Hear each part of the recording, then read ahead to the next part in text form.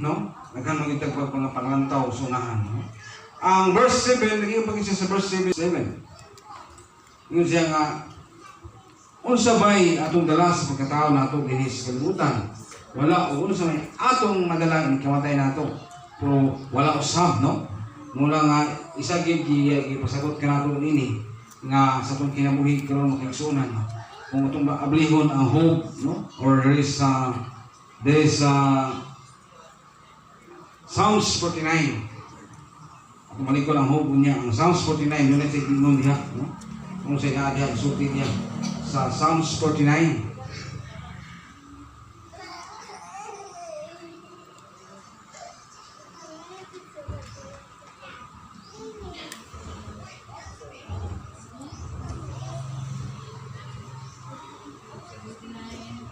Psalms 49 verse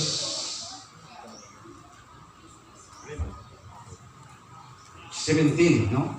Ingon sa 17, kay dili niya kini madala ni kamatay na niya, dili uban kaniya ang iyang mahangli ngadto sa lubnganan, no?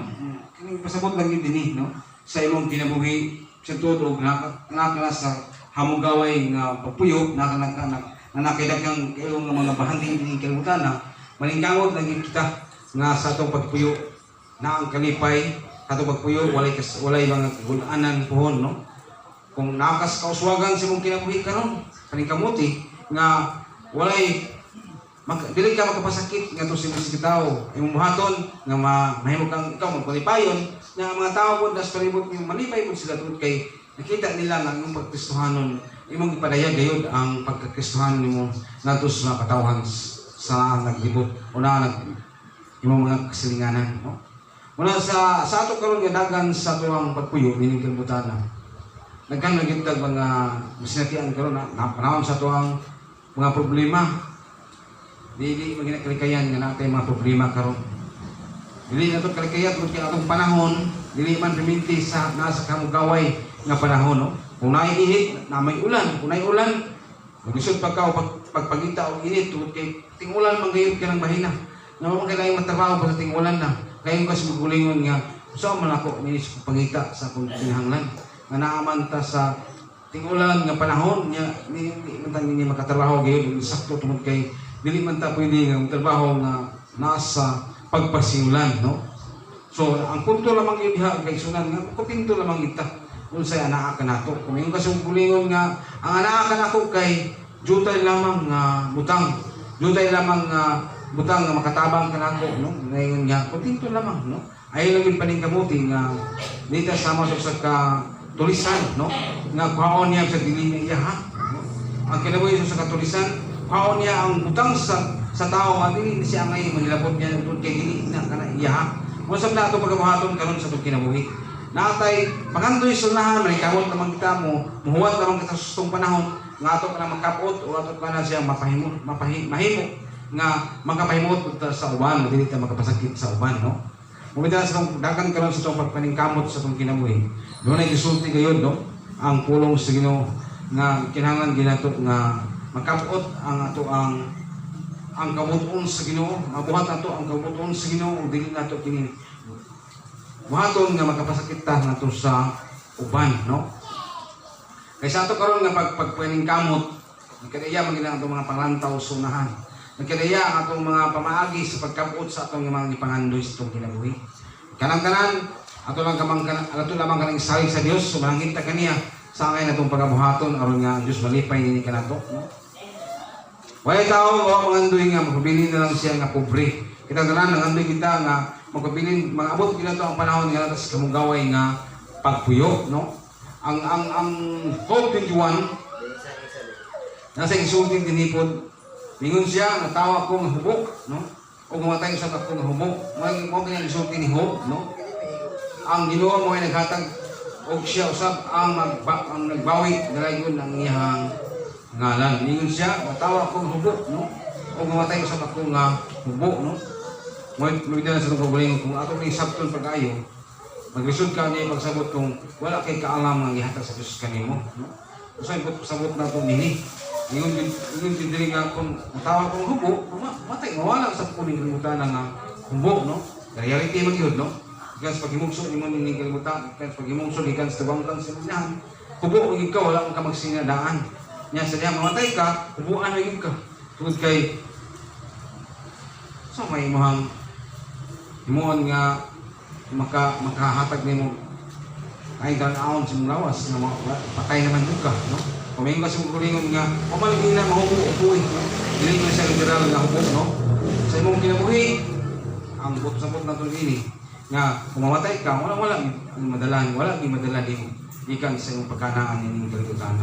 Ang tanan, mahibilin din siya o mahatag sa nahibilin ang imong pagkanaan. Okay lang, kinamang kay ipagbilin kanila nga mga butang nga maghatag sa kalipay sa imong mga sumusunod. Ato na sabton kayo mag-igsunan sa itong kinisbitan karon.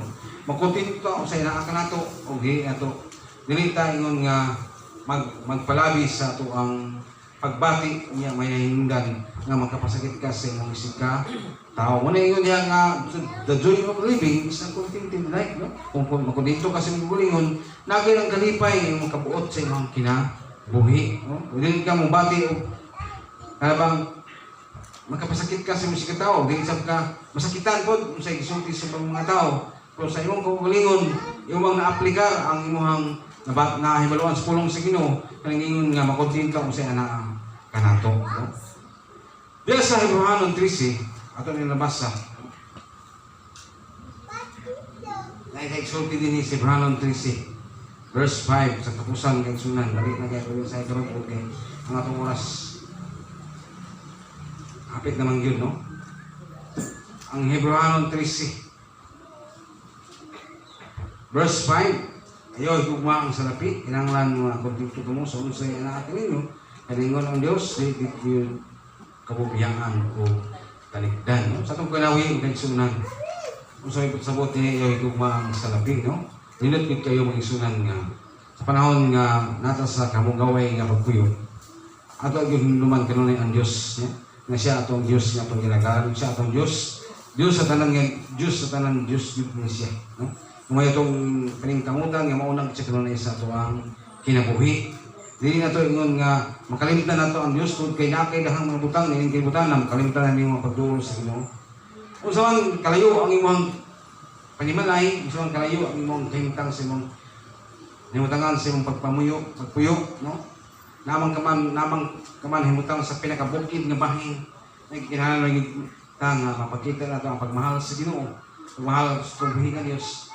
Udul kita sa dapit nga din kita naghiusa aron sa pagkita na kita nagahimuot sa itong buhi ng Diyos, no? Atong mga kaigsunan din nagkaiya magiging nga dapit nga ilang kuyan tuwa sa kinalayo-layuan nga dapit tuwa sa dapit nga kayuntas ng rulingon nga layuan ang dito sila nuto namon sila ni hatag nilang panahon sa pagduon ng napita sa itong iglesia kung gusto sila makatabang para sa kalambuan sa tuang buluhaton, munang pasalamatan niya na, no? Natay mag-isunan nga layo-layo sila, pero hatagin sila ang panahon Diyos pag ituuban ka na ito, tungkol kay kalipay nila nga mga lagad Diyos sa Diyos, sa atong Diyos, nga itong kihusaan, niniling mo nga iglesia. Munang pasabot kayo, no? Nga ang kalipay nga nato diya sa pagkinabuhi ng kalibutan na pagpadayon na ito sa pagpaningkamot, pagpadayon na ito sa pagpahinguha sa mga butang ng kalibutan na kailangan niya itong salig sa Ginoo ang tanan, no? Ang Diyos sa itong ilagaran, di man nato siya makita. Pero kung kita musunod sa kabutuan sa Ginoo, dili kita niya masagdan, dili kita niya biyaan. Tabangan kita niya kanunay, no? Kung sa man ang dagan sa mong kinabuhi karon, kung yung sa mong kabulingon nga, dato-dato na ko. Ang puto pa naman, dato kita niya nga kayo, kung niya sa Ginoo, no? Dili na ka matawag na dato-dato na ka, kung dili, dato na kita, no? Yung gusto ko lang po, kumpul-kumpul pa. Ako pa yung crown yan, eh. Kumpul yung pasabot, no? Ako pasabot niya na, imuhang pagbati o imong nahuna, dili na ka imong problematic sa imong pagkinabuhi, no? Ayaw, hamong gaway na kayo, malipayo na ka, tungkol kay, doon ka may Diyos, imong doon sa imong kinabuhi. So, dagan niyo karon sa imong papangantaw sa unahan, imo na siyang isang sa Ginoo. Kung sa'yo maagi sa Diyos na ihatag ito kaniya. Muna nga, sa ito karoon nga pag kinabuhi nilang kalbutan na, ngayon kita sa gulingon nga, trust kita sa Diyos kung sa iyang ipabot ka na ito para sa itong kalipay, para sa itong suwangan, para sa itong ang gusto na ito nga makapot sa itong kinabuhi, atong tunay hatag sa Ginoo ang tanan, no? Ito pagsalig na ito kaniya. Kung kumingon ka usalig ko sa mga tao na walay Kristo silang kinabuhi, ang resulta nila, problema gina ni sa panahon. Tungod kay wala man nakasilsil, wala man nakatatak, wala man nakasintro, wala man masusihi o masusi yun, no? Mayabihi sa kabuton sa Ginoo.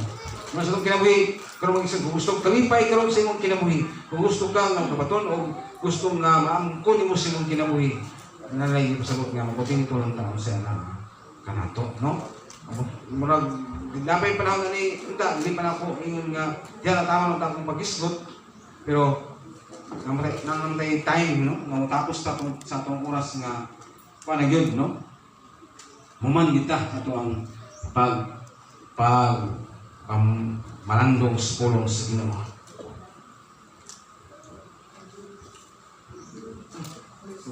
Dugayo ni man kumain na. So malindog ta mga igsunan, no? Mga pagpahinumdum nato kanato na makapot na ang atuang pangayon nato sa Dios, no? O makapot nato sa ang kalipay sa atong pagpanayon sa pangilagad nato kanina. Ilagi sa ingon diya nga makulpin ta mo sa anak kanato. Mugaway mo kuyo karon, pwede sa nga mugaway ka, no? Kaya pag-imutin na mapapauwas sa ikon, ipitang sa ikong kinabuhi, wala ka siya para ikaw magpalipayo niya na tanan. Alas, kimayas, kung